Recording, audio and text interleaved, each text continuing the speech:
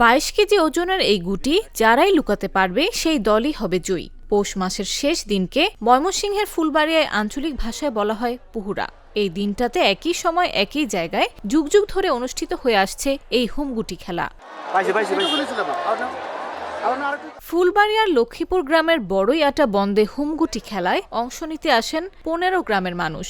দুপুর গড়িয়ে সন্ধ্যায় স্থানটি পরিণত হয় জনসমুদ্রে।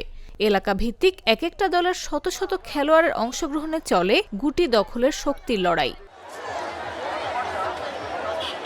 এই খেলাকে কেন্দ্র করে লক্ষ্মীপুর, দেওখোলা সহ আশেপাশের গ্রামগুলোতে চলে উৎসবের আমেজ।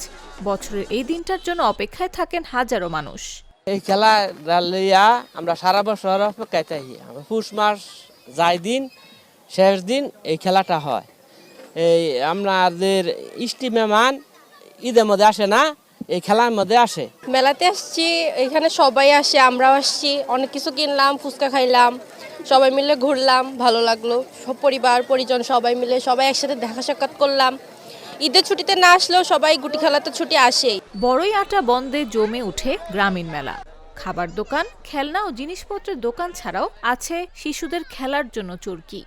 আঙ্গর বয়সে আমরা বাপদাদার কাছে শুনছি এই খেলা, তো এই এখনো চলতেই আছে। ইনশাল্লাহ আমরা আশা করি যে আরো চলবই।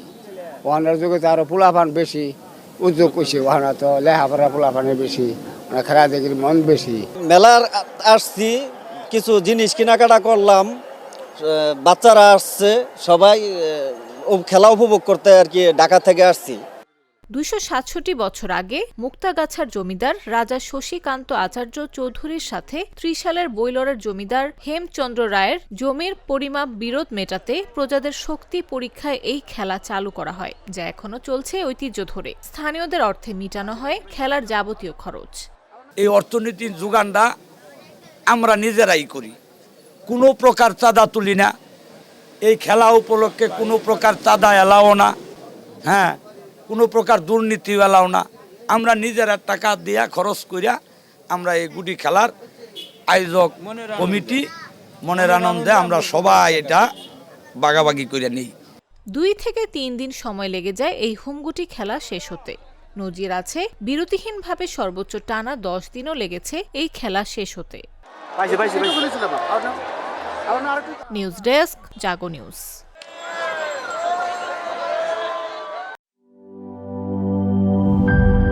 দুধার চকলেটে একাকার হয়ে ওঠা প্রাণ লেয়ার সম্পর্কের মিষ্টি ম্যাজিক।